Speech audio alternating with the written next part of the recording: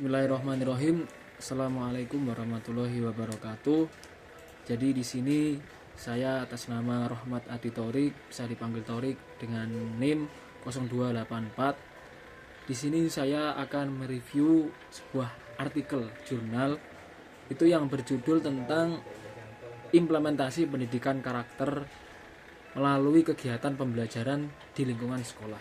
Nah, dari judulnya saja kita sudah mengetahui bahwasannya penerapan pendidikan karakter melalui kegiatan pembelajaran itu banyak penjelasan dan banyak tujuan dan alasannya ya. Kenapa kok kita harus menerapkan sebuah pendidikan karakter di lingkungan sekolah. Nah, untuk link artikelnya bisa dilihat ya, Bu, ini sudah saya cantumkan di format outline review artikelnya. Di situ saya mengambil artikel dari Tarbawi. Saya mau ini.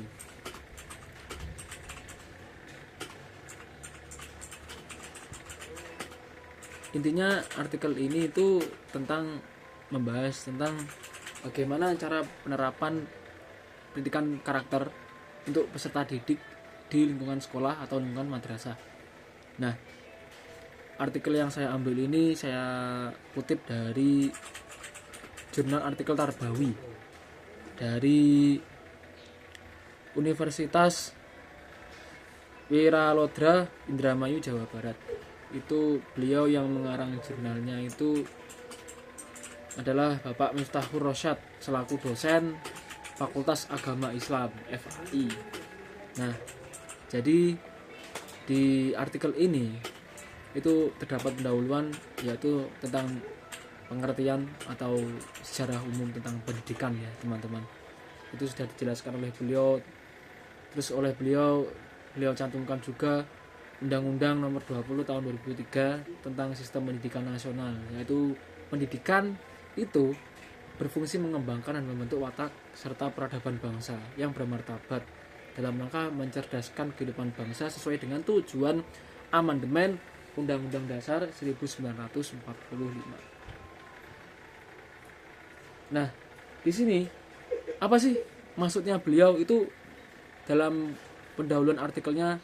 Mengapa kok beliau mendahulukan seperti pendidikan karakter? Karena pada dasarnya sebuah bangsa atau sebuah negara ya, itu pertama yang harus dididik dan pertama yang harus dicamkan oleh sebuah negara itu adalah pendidikan karakter. Nah, pendidikan karakter ini ada hubungannya dengan moral atau akhlak lah. Di sini di artikel yang saya ambil ini alasan mengapa saya kok mengambil artikel ini. Itu pertama, mohon maaf agak sendawa ya. Pertama itu adalah format kajian.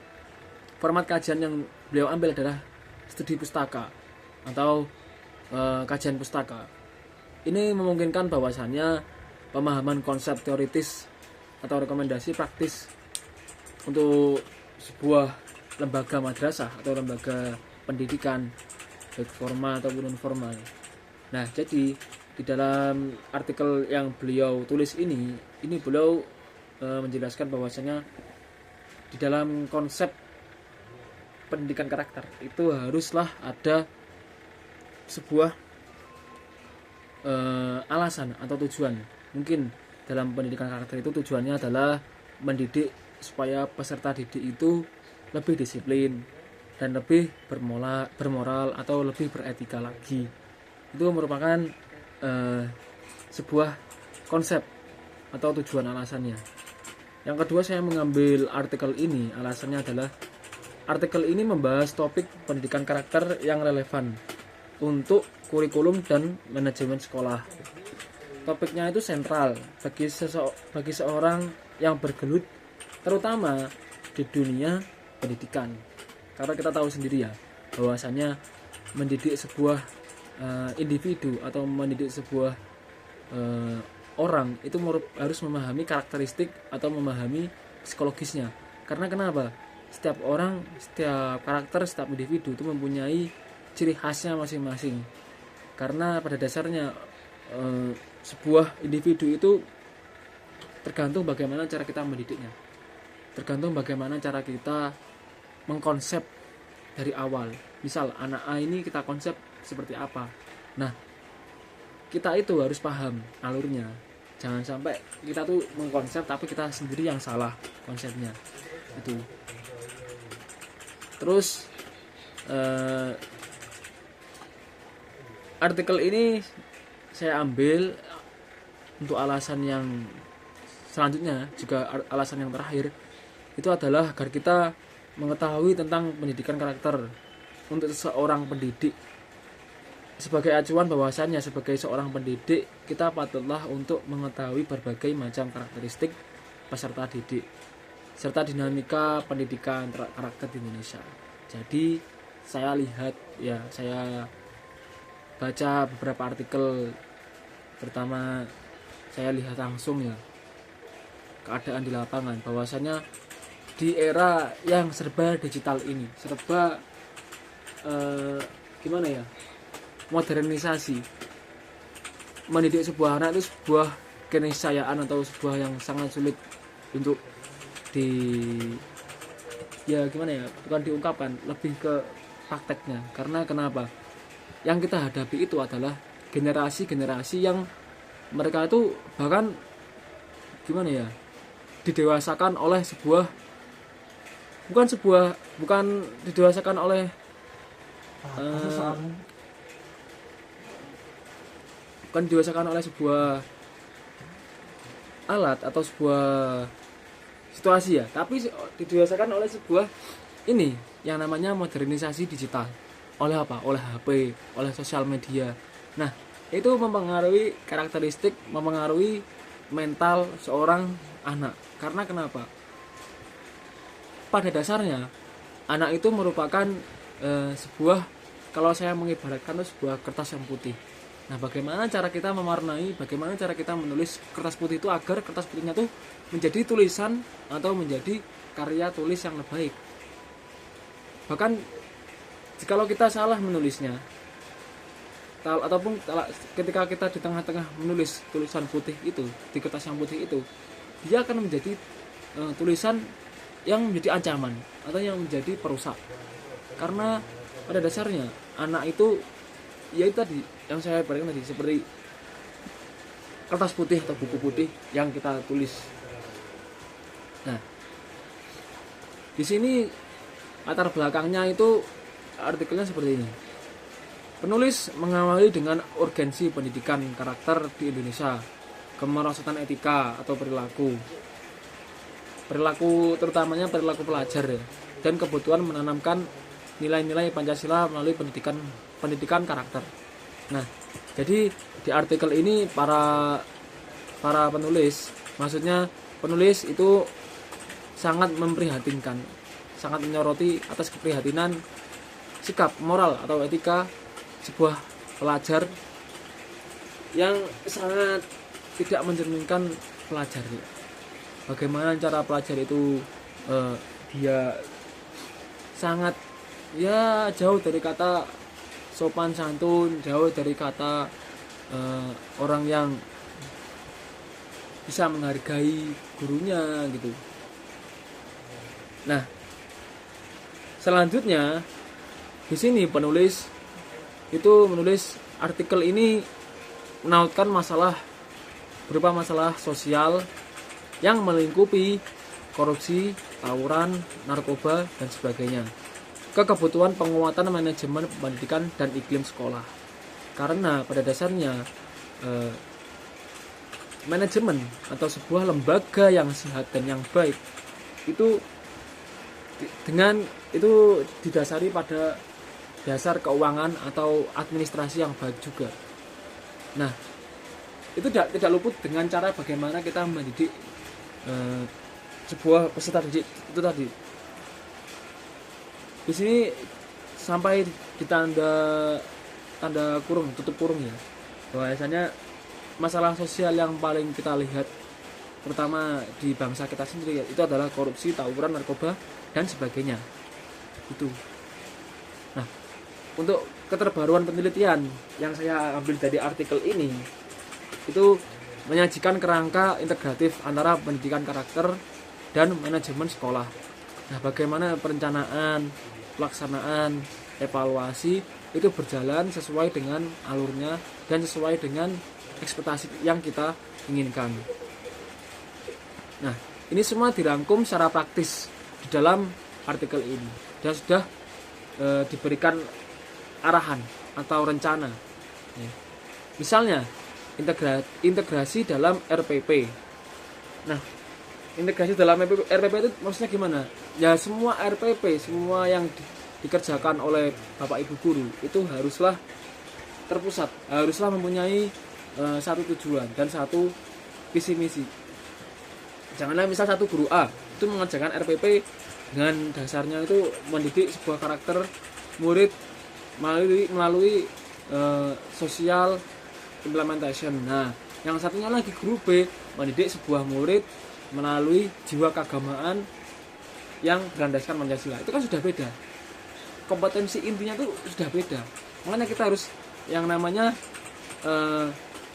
harus meluruskan atau harus mengkonfigurasikan antara kompetensi inti guru satu dan guru yang lainnya agar menciptakan RPP yang sama. Itu silabusnya juga sama, kegiatan rutin serta intrakurikuler serta ekstrakurikulernya itu harus sama. Itu. Nah, bagaimana menekankan strategi implementasi karakter lewat keteladanan, pembiasaan, intervensi dalam pembelajaran serta dengan penekanan pada keterpaduan manajemen dan stakeholders di sekolah-sekolah, bahkan di keluarga dan masyarakat.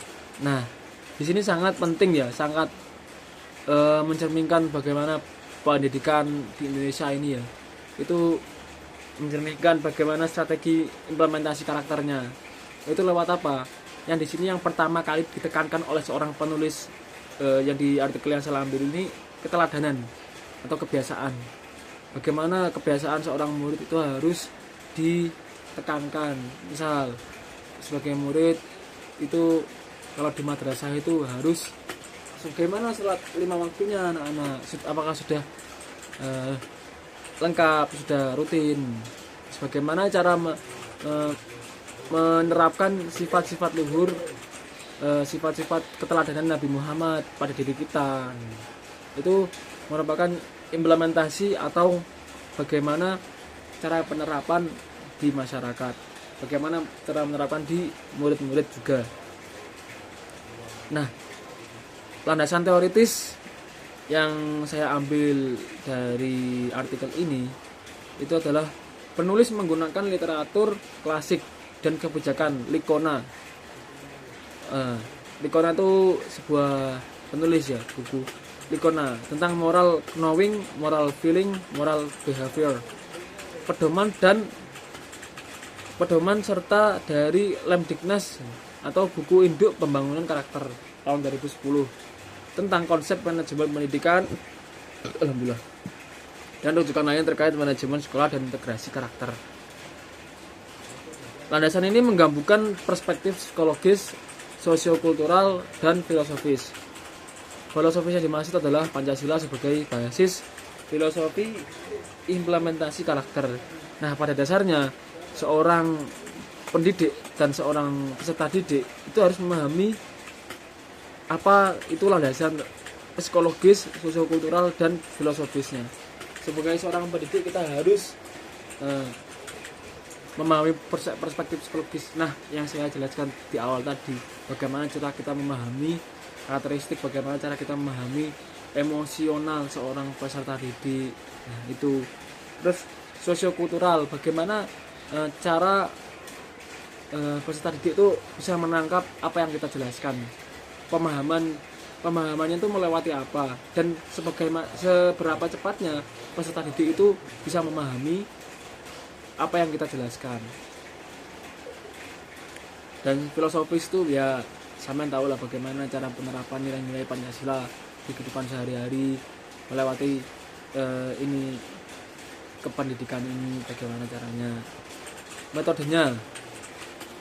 Jenis penelitian yang diambil oleh artikel ini itu merupakan jenis kualitatif dengan pendekatan studi pustaka atau library research, objek kajian, proses perencanaan, pelaksanaan, dan evaluasi pendidikan karakter di lingkungan sekolah. Data yang disajikan itu merupakan sebuah konsep, teori, dan literatur. Jadi penulis itu menggunakan teori kualitatif atau jenis metodenya yang digunakan oleh penulis itu metode kualitatif dengan mengedepankan objek-objek kajian serta data pustaka. Karena di sini penulis itu mengambil observasi atau mengambil data-data atau mengambil sebuah sampel dari sebuah sekolah atau sekolah dari lembaga-lembaga kependidikan yang formal maupun non formal. Nah, untuk dijadikan sebuah metode penelitian, yaitu sebuah artikel ini.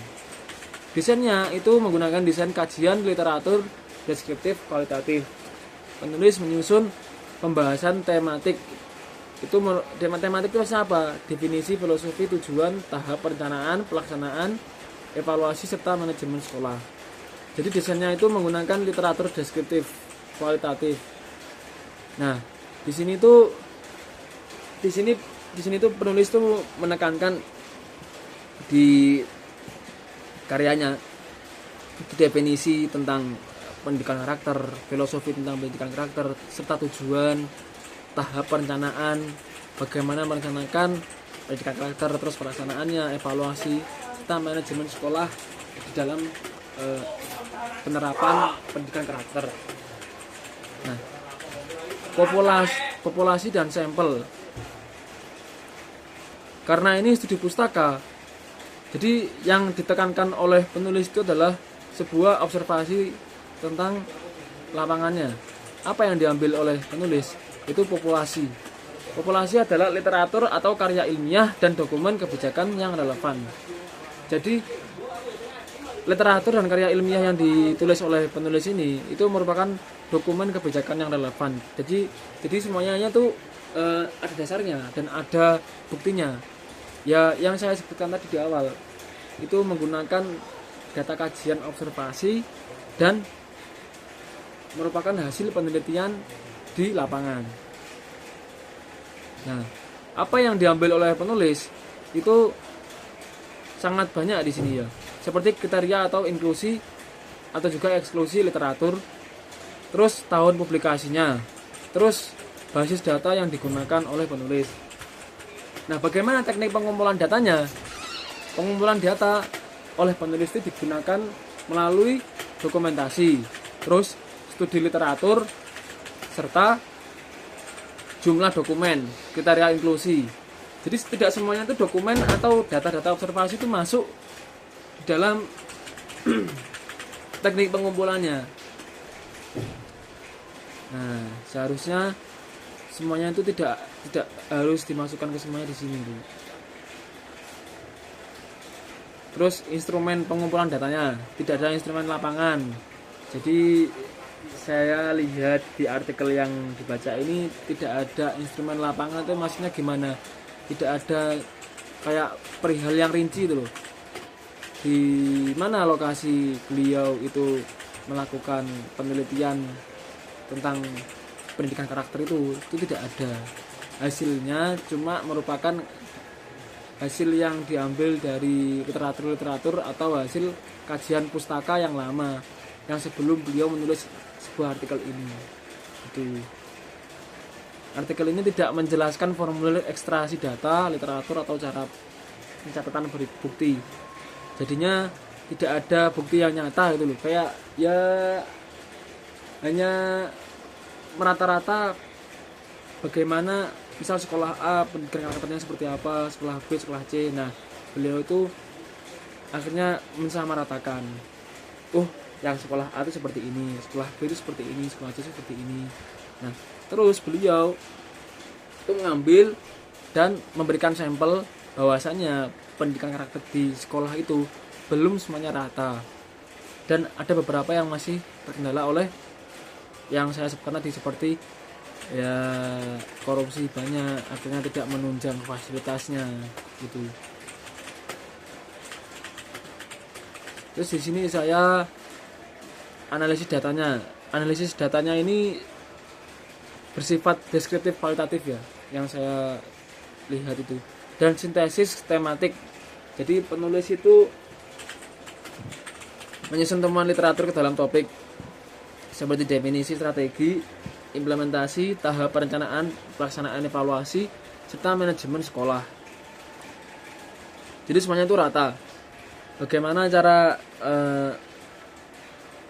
beliau penulis itu menyatukan dan memasukkan literatur ke dalam topiknya? Itu melalui apa? Definisi atau penjelasan atau sebuah kayak ya penjelasan lah ya, strategi, implementasi, bagaimana cara penerapannya, apa dampaknya setelah menerapkan data atau menerapkan cara pendidikan karakter itu. Terus lanjut di sini saya melihat di critical analysis ya, itu banyak sekali ya. Yang jelas saya membagi menjadi 3 ini. Yang pertama tentang kekuatan artikel, terus yang kedua kelemahan atau keterbatasan dalam artikel, terus yang ketiga relevansi dan keandalannya. Kekuatan artikel, di sini saya membaginya menjadi 3 atau merincikan menjadi 3 jenis ya. Yang pertama struktur jelas dan aplikatif, mengurai tahap perencanaan, terus pelaksanaan, evaluasi, serta strategi konkret bagaimana integrasi RPP atau silabus, terus pembiasaan, serta keteladanan, kerjasama sekolah, serta orang tua. Itu sangat rinci dan sangat jelas. Serta rekomendasi praktis guna untuk guru dan kepala sekolah.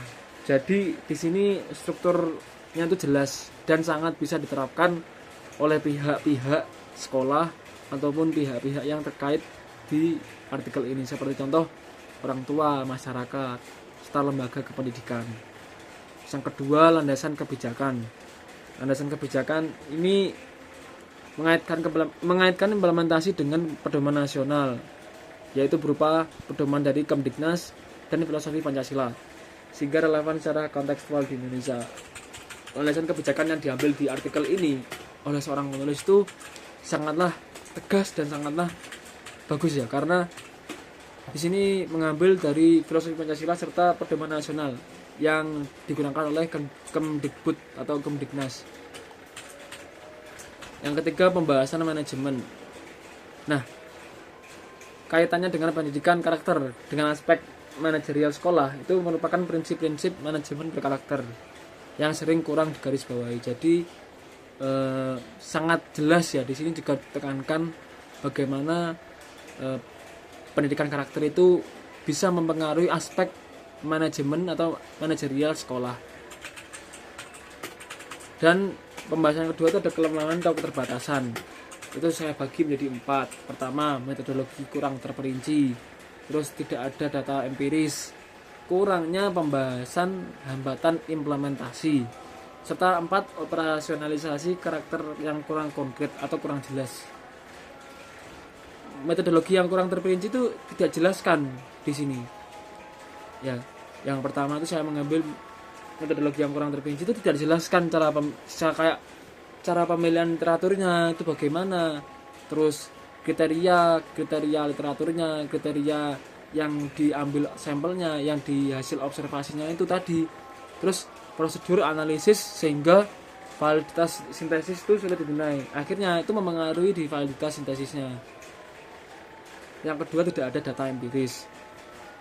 Rekomendasi tidak diuji di lapangan, tidak ada studi kasus atau evaluasi hasil implementasi kasusnya, sehingga bukti efektivitas rekomendasi sangat terbatas dan sangatlah sulit. Nah, yang ketiga, ada kurangnya pembahasan hambatan implementasi. Sedikit uraian tentang tantangan nyata di sekolah. Misalnya beban kurikulum, kompetensi guru, resistensi orang tua, sumber daya manusia, dan fasilitas yang memadai. Nah, juga itu sangatlah kelemahan atau keterbatasan dari artikel ini.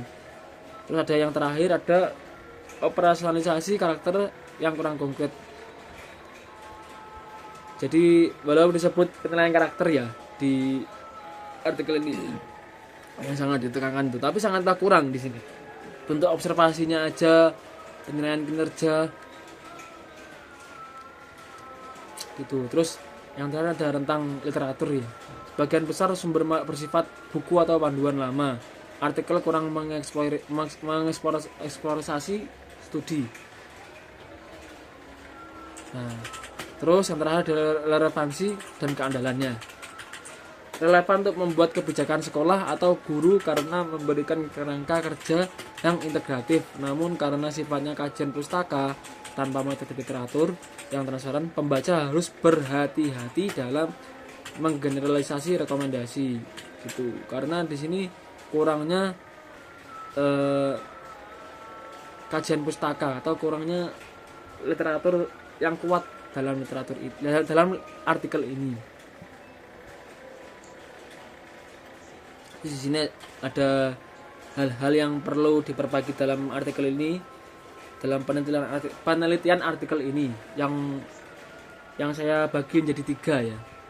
Pertama itu ada pendidikan karakter efektif bila diintegrasikan ke seluruh aspek kehidupan sekolah, misalnya kurikulumnya, terus kegiatan rutinnya, intrakurikulernya atau ekstrakurikulernya, serta manajemen sekolah dan kerjasama keluarga, bukan hanya mata pelajaran khusus. Terus yang kedua ada keteladanan role modeling. Jadi sekolah itu kalau bisa itu harus menjadikan sebagai bentuk project atau penelitian seperti pilot project ya, bahwasanya sekolah ini tuh sekolah yang berbasis misalnya sekolah keagamaan tapi berbasis kepenelitian kepenulisan. Jadi ditekankan di sekolah itu bahwasannya selain pendidikan agama yang sangat penting, tapi juga karya tulis yang sangat diandalkan. Itu merupakan bentuk sebagai kegiatan rutin atau role modelingnya. Terus manajemen sekolah atau perencanaan, pengorganisasian serta evaluasi harus memuat nilai-nilai karakter agar implementasi berkelanjutan. Jadi semua yang mencakup di pihak sekolah itu harus memuat nilai-nilai karakter. Nilai-nilai karakter itu seperti apa? Ya seperti perencanaan. Apa sih tujuan serta visi misinya di sekolah itu? Misal sekolah itu ingin membentuk yang generasi yang ulul albab, berarti kan mendidik sebagai santrinya atau sebagai muridnya itu yang berpikir. Terus pengorganisasian, struktur ini maksudnya itu. Pengorganisasian itu struktur kepengurusan, struktur lembaganya itu harus jelas baginya. Tek gitu. Misal ketua, dua ketua itu harus membawai wakilnya membawai lembaga badan apa nih, seperti itu. Oke, mungkin seperti itu ya review artikel serta penjelasan dari saya. Mungkin kurang lebihnya saya mohon maaf, dan saya masih perlu banyak belajar ya. Dari saya kurang lebihnya mohon maaf. Assalamualaikum warahmatullahi wabarakatuh.